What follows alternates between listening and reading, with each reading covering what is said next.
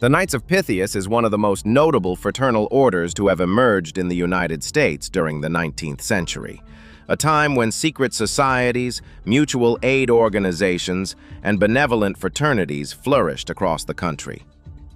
Founded in 1864 by Justus H. Rathbone, a government clerk in Washington, D.C., the order was inspired by an ancient Greek legend of loyalty and friendship. Its guiding story was that of Damon and Pythias, two friends from Syracuse whose devotion to one another so impressed the philosopher-tyrant Dionysius that he spared both of their lives.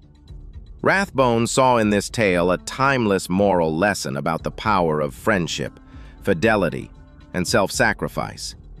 And he believed that this allegory could form the foundation of a new fraternal movement that would strengthen bonds between men in a rapidly changing and often divided society.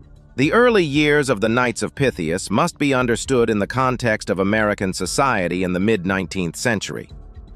The Civil War was raging at the time of its founding, and the country was deeply fractured. Brotherhood and loyalty were ideals under enormous strain, and Rathbone believed that a fraternal organization built on the principles of friendship and loyalty could help heal divisions. In many ways, the Knights of Pythias were a product of the same cultural forces that gave rise to Freemasonry, Odd Fellowship, and the many other fraternal societies that sprang up in America during this era. For men displaced by war, industrialization, and urbanization, such organizations offered fellowship, mutual support, and a sense of identity that was often missing in their daily lives. The ritual framework of the Knights of Pythias was deliberately designed to be elaborate and deeply symbolic. Borrowing from both classical mythology and Christian moral teachings, the order's ceremonies presented moral lessons through allegorical dramas. The initiation ritual, for instance, dramatized the story of Damon and Pythias, requiring the candidate to reflect upon the themes of friendship, fidelity, and sacrifice. The degree system, which was central to the order's identity, was divided into several stages: the page, the esquire, and the knight. Each degree introduced the member to a new dimension of the order's moral philosophy, reinforcing the duties of loyalty to friends, service to the Brotherhood, and the defense of truth and justice. Later, additional side degrees and auxiliaries were created, such as the uniform rank and the dramatic order Knights of Khorasan, which added layers of pageantry and entertainment to the fraternal experience. Membership in the Knights of Pythias carried both symbolic prestige and practical benefits.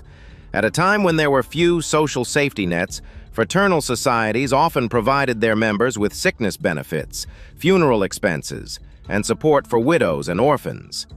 The Knights of Pythias established themselves as a benevolent organization that not only taught lofty moral principles, but also backed them up with tangible assistance in times of need.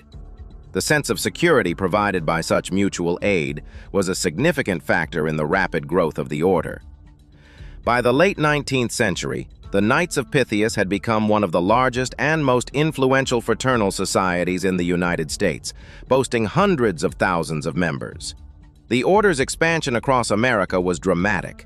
Lodges, known as subordinate lodges, sprang up in cities and towns from coast to coast. The rituals and regalia of the Knights of Pythias became familiar to millions of Americans. Members often wore ornate uniforms for parades and public events, and their halls became important centers of community life. In an era when fraternal membership conferred social respectability, the Knights of Pythias stood alongside Freemasons, Odd Fellows, and the Benevolent and Protective Order of Elks as one of the great fraternal movements of its time. At its height, membership was not only an affirmation of loyalty to the values of friendship and fidelity, but also a mark of civic engagement and moral standing. One of the most notable features of the Knights of Pythias was the uniform rank, which functioned almost like a semi-military auxiliary. Dressed in elaborate uniforms inspired by medieval knighthood, these members performed drills, marched in parades, and presented themselves as the visible arm of the order's chivalric ideals. The uniform rank became highly popular during the late 19th century, reflecting the era's fascination with pageantry, martial display, and romantic notions of knighthood. This helped set the Pythians apart from other fraternities, giving them a uniquely visible identity in public life. The order also attracted attention for its willingness to accept men from diverse walks of life, including those in government, business, and even entertainment.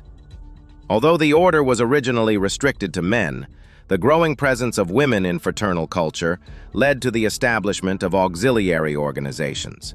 The most prominent of these was the Pythian Sisters, founded in 1888.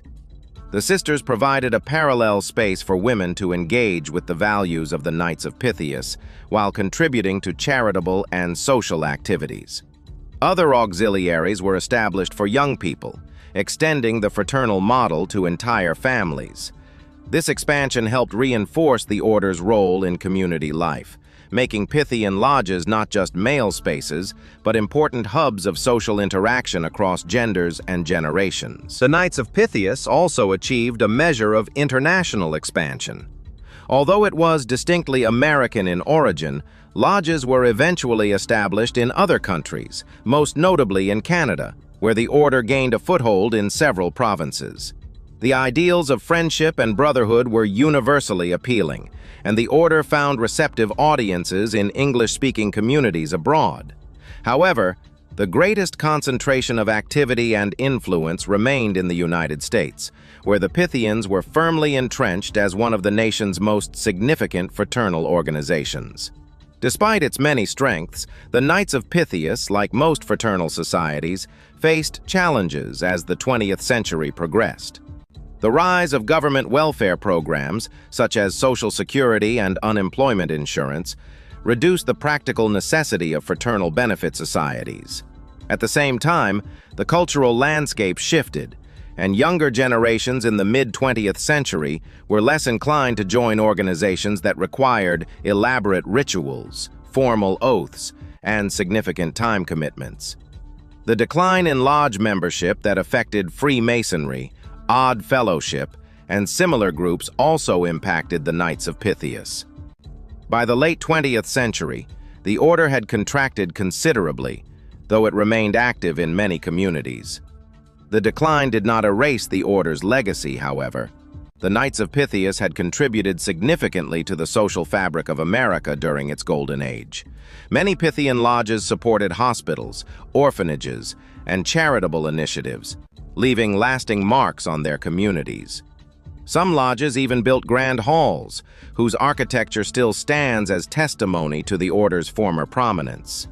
Moreover, the Pythians played an important role in cultivating the ideal of fraternity as a civic virtue.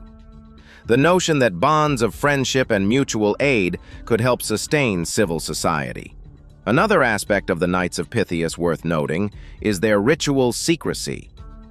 Like Freemasons, they developed a complex system of passwords, grips, and symbols. These were intended not only to preserve the mystique of the order, but also to foster a sense of belonging among members. The secrecy was, in many ways, less about hiding dangerous knowledge and more about creating an atmosphere of trust and exclusivity. Members could feel that they were part of something ancient and important, even if the actual origins of the order were rooted in the mid-19th century.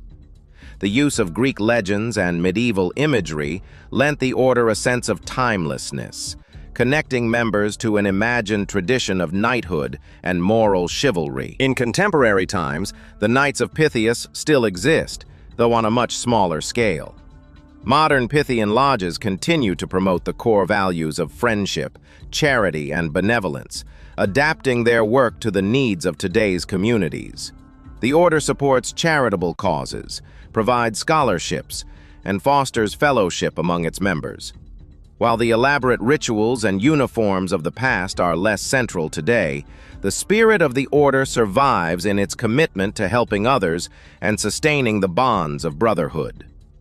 For those who join, the order still offers a sense of continuity with a long tradition and a community of like-minded individuals.